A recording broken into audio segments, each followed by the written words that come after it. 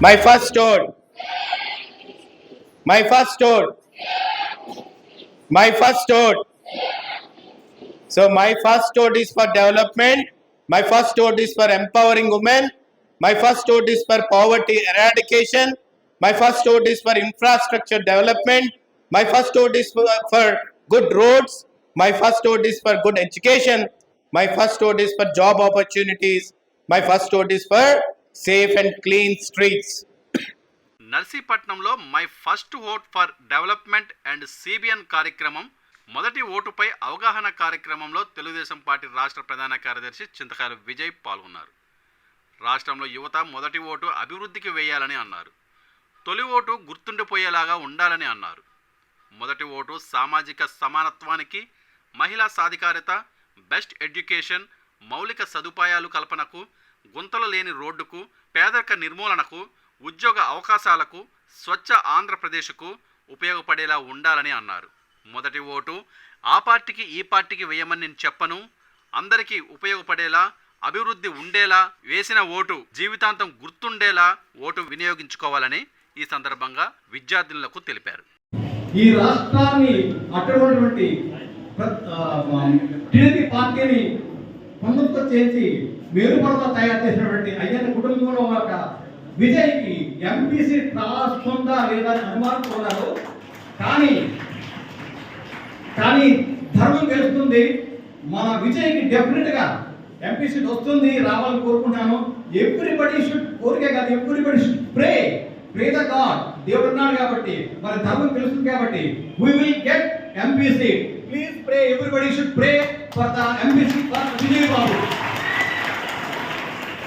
First vote for development, first vote for cycle, ఇలా first ఓట్ని ఏమాత్రం insist చేయకుండా అందరికీ కూడా అవేర్నెస్ తీసుకురావాలనే ఏకైక ఉద్దేశంతో కాలేజెస్ దగ్గర కానీ, టీ షాప్స్ దగ్గర కానీ ఎక్కడైతే స్టూడెంట్స్ ఉన్నారు, ఎందుకంటే ఈ నియోజకవర్గంలో సుమారుగా మనకి చాలామంది, వేలాది మంది ఫస్ట్ ఓటర్స్ ఉన్నారు, ప్రతి బూత్లో ఉన్నారు. వాళ్ళందరికీ కూడా అవేర్నెస్ తీసుకురావాలి, ఇన్సిస్ట్ చేయడానికి కాదు. ఇది వాళ్ళు తీసుకురావడానికి ఏకైక కారణం మీద ఈరోజు నర్సింగ్ కాలేజ్ కూడా రావడం జరిగింది. ఇక్కడ ఉమెన్ అందరూ కూడా చాలామంది ఫస్ట్ ఓటర్స్ నమోదు చేసుకోవడం జరిగిందని తెలిసింది.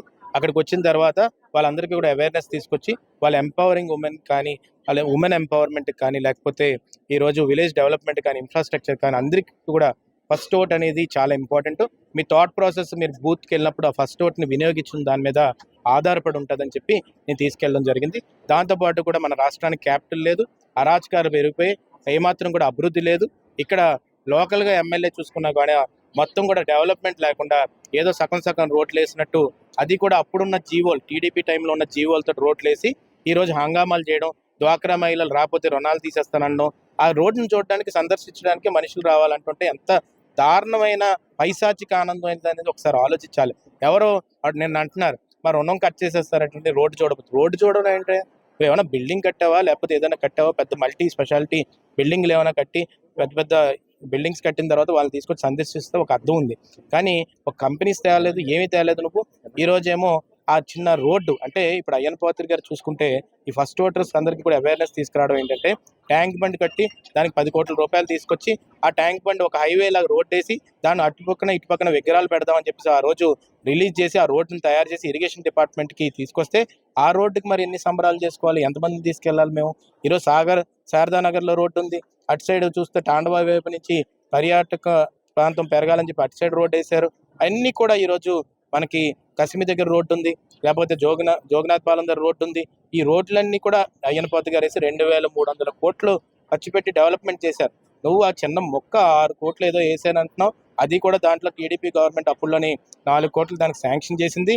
మధ్యలో కూడా శ్మశానం దగ్గర కూడా చూస్తే ఇమీడియట్గా అక్కడ ఏమాత్రం కూడా మట్టి రోడ్డు ఉంది, ఆ మట్టి రోడ్డుని కూడా మనం రోడ్డు వేయకుండా ఈరోజు ప్రజల్ని హింసించి శాడిస్ట్ లాగా అందరి మీద ప్రెజర్ పెట్టి నా రోడ్డు చూడండి పిచ్చోడు అనుకుంటున్నారు అందరూ కూడా రోడ్డు మీద.